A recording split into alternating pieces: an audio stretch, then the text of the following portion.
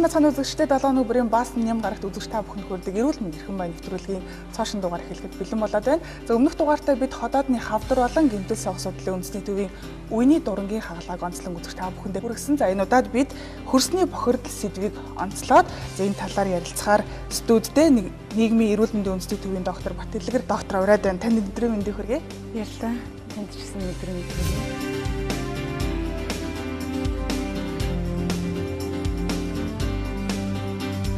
Баярлалаа. За бид өнөөдөр хөрсний бохирдол ийм талаар бол ярилцсанаа. Тэгэхээр агаарын бохирдол, хөрсний бохирдол гэдэг хоёр сэдв бол аюулын харанг дэгдчихлээ гэж манай монголчууд бол арт түмэн иргэд албаны хүмүүс ч гэсэн ярьж байгаа. Тэгэхээр хөрсний бохирдол гэдэг асуудал маань яг чухам юу юм бол яаж энэ асуудлыг шийдэх гарч байгаа бол энэ талаар та мэдээлэл өгч. Ер нь хөрсний бохирдол гэдэг маань тухайн хөрсөнд агуулгадах одоо химийн хортой нэгдлүүд нь одоо стандартад заасан зөвшөөрөлт хэмжээнээс их хэмжээтэй байхыг бол хөрсний бохирдол гэнэ л дээ. Манай Улаанбаатар хотын хэмжээнд бол хөрсний бохирдол тодорхой хэмжээгээр бол байгаа. Ялангуяа сүүлийн жилүүдэд бол хөрсний бохирдол бүр ихсээд байна. Ялангуяа нянгийн бохирдол, мөнхөнд металлын бохирдол ихсэж байна гэдэг судалгааг бол гаргаад ингээд ирсэн байдаг. Гэтэл хөрсний бохирдол маань яг үнэндээ бол одоо хүний буруутай үйл ажиллагаанаас ихэвчлэн болж одоо бохирддог. Ялангуяа хүн амтны малын одоо ялгдс ч юм уу, ил задгаа хайсан, хог хаягдал, ил задгаа асгасан одоо угаадас, ил задгаа бийцсэн явдлаас болоод хөрс маш ихээр бохирддог. Үүнээс гадна одоо үйлдвэрийн одоо дамжлагад хэрэглэгдээд гарсан бохир усыг байгаль задгаа хайснаас болоод хөрсний бохирдол бохирддог ийм явдал байдаг л да.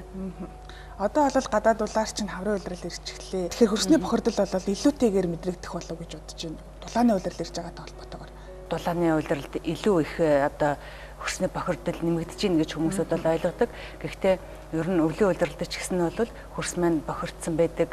Янз бүрийн хортой одоо нэгдлүүд нь агаарт дэгдэх ч юм уу, янз бүрийн ийм одоо органик хортой нэгдлүүд нь ч гэсэн амьсгалын замаар их мэдрэгддэг учраас хавар болохоор дулаархлаар хөрсний бохирдол ихслээ гэдэг ийм л имийг одоо ихэвчлэн яриад идэг л да. Хөрсний бохирдлыг үүсгэж байгаа гол одоо шалтгаанууд, хүчин зүйлсүүд юу юм бол гэр хорооллын одоо ил жорлон гэр хорооллынхны асуудал бас нэлээд нөлөөлөх болов гэж бодож байна л да. Яг гол хүчин зүйлсүүд нь юу юм бол? Ер нь яг Улаанбаатар хотын хэмжээнд бол ингээд 9 дүүргээс ингээд шинжилгээ аваад одоо хөрсний одоо тодорхой 100 гаруй цэгүүдээс хөрсний дээж аваад шинжилээд үзэхэд бол ихэвчлэн гэр хорооллын айлууд, худалдаа үйлчлэгээ явуулж байгаа том захууд, мөн авто засварын газрууд ди ойролцоох одоо хөрс бол нянгийн бохирдолтой мөн хүнд металлын бохирдол их байна гэсэн одоо судалгааны дүн байдаг.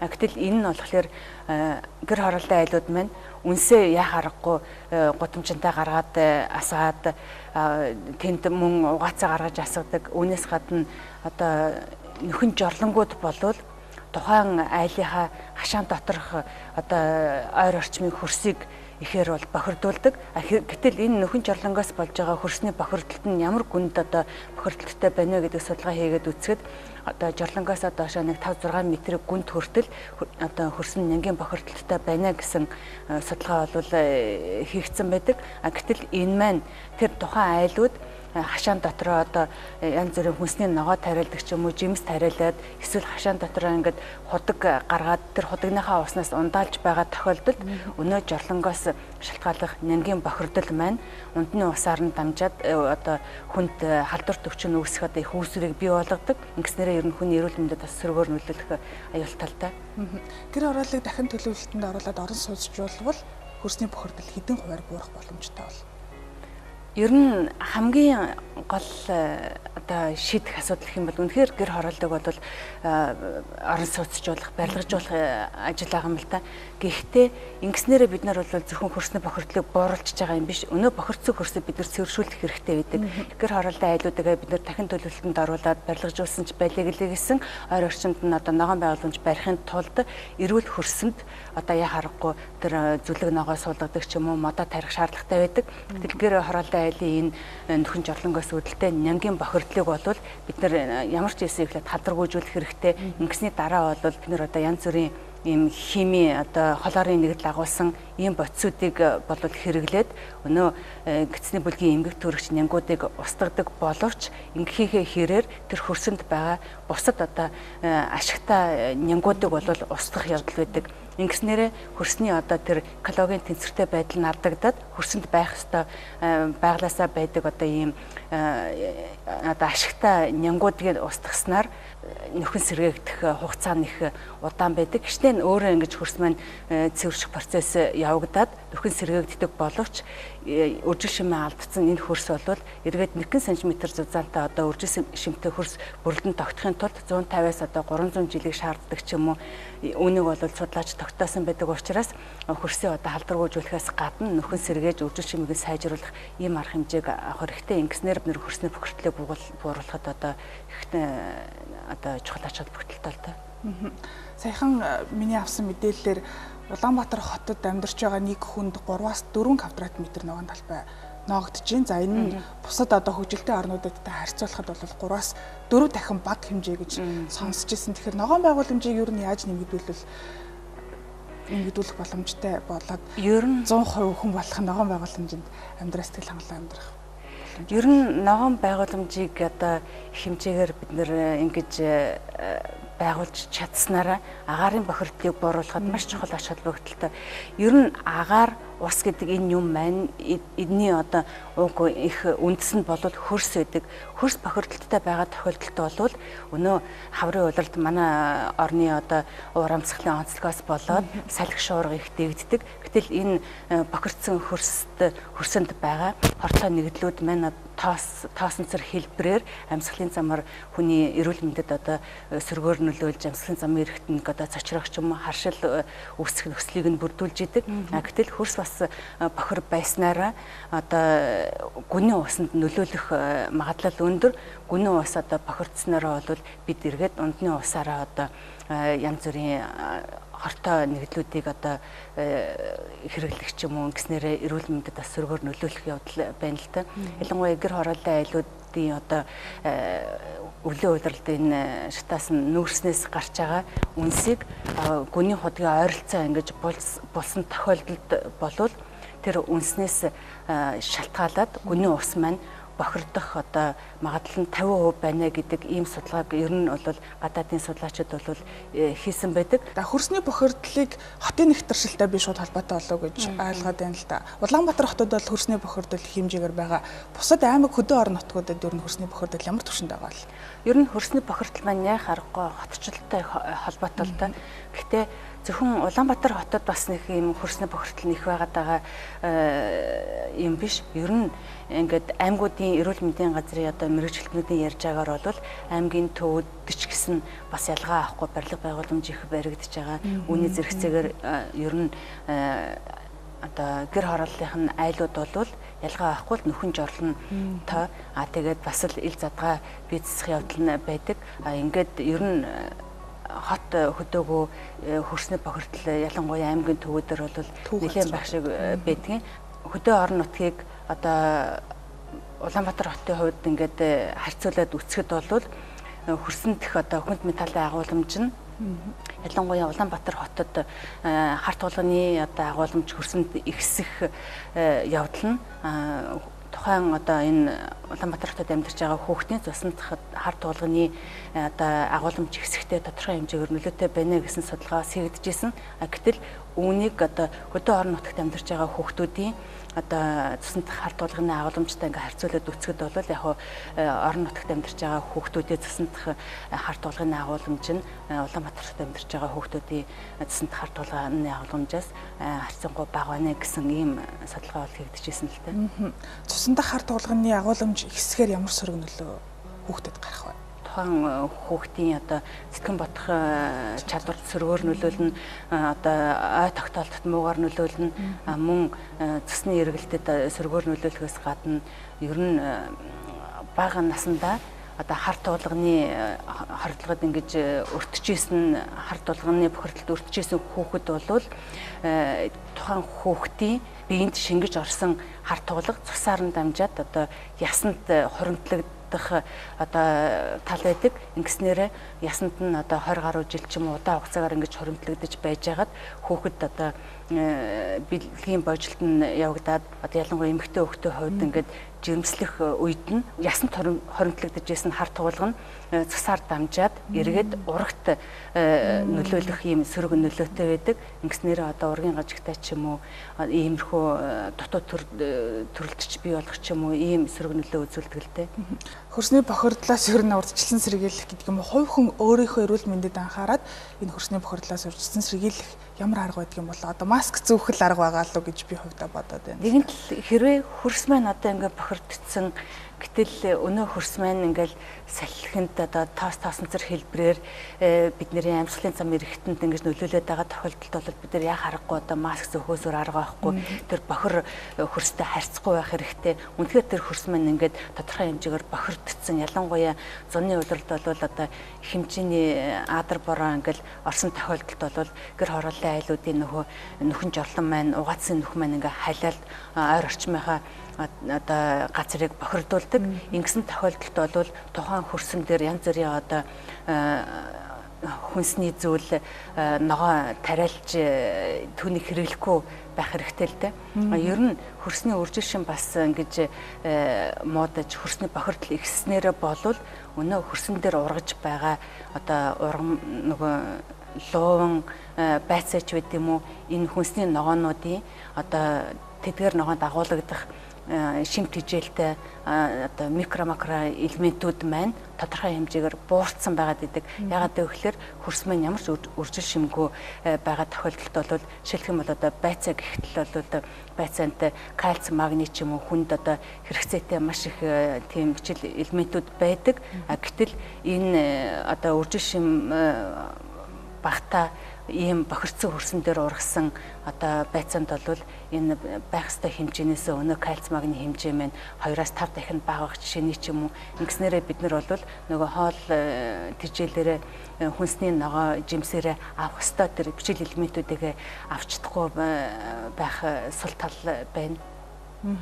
Хөрсний бохирдол за хүүхдэд тэгж нэг нөлөөлдөг юм байж том хүнд юу н ямар үр дагавар эрүүл мэндэд яаж ер нь одоо хүүхэд том хүн гэж ер нь ялахын юу байхгүй л да. Яг хүүхдийн хувьд бол одоо өндрийн хэмжээнд болвол газрын түвшнээс нэг тийм өндөр биш 1 метр орчим хэмжээнд амьсгалын зам нь ингэж одоо газрын түвшнээс нэг холбоо байдаг болохоор хүний одоо явсан энэ хөлийн одоо явдлаар эсвэл одоо автомашинаас алгарч байгаа тэр утаа хөрсөн дээр буух энэ явдал нь хүүхдийн амьсгалын түвшинд ойрхон байдаг болохоор хүүхдүүд бол илүү өртөж байна гэж бол үздэг. Гэтэл өнөө том хүмүүсүүд маань өртөхгүй байна гэсэн ойлголт бас байж болохгүй л дээ. Ягаад гэвэл ер нь одоо хүнд металлын хувьд аваад үзэх юм бол хар тугалга бол өдөрт хүний биед 0.5 мг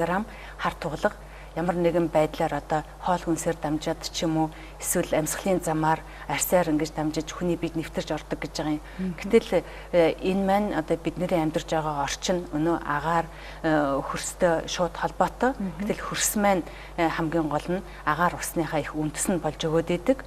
Тэгэхээр ер нь бол том хүн жилээ гэсэн хөрсний бохирдлоос шалтгаалаад ямар нэгэн байдлаар эрүүл мэндэд сөрөг нөлөө үзүүлэх явдал бол байж болно л да.